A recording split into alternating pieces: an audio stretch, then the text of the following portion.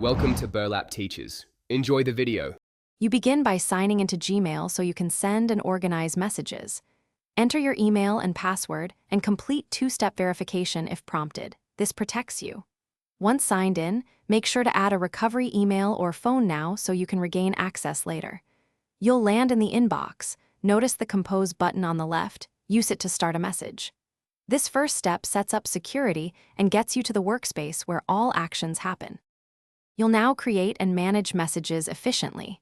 Click Compose, type recipients and subject, then attach files, press Send.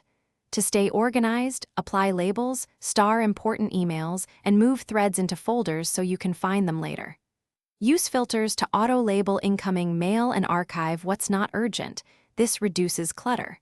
When you need something quickly, use Gmail's search operators like From and Has attachment to narrow results.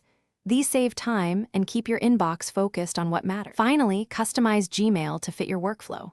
Open settings to set a signature, create a vacation responder, and choose an inbox type like priority or default.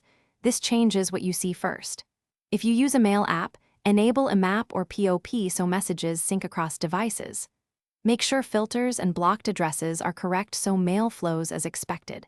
If something breaks, clear your browser cache, try a different browser or device, and reset your password if you can't sign in. This usually fixes common issues. Thanks for watching. Consider subscribing if this video helped you.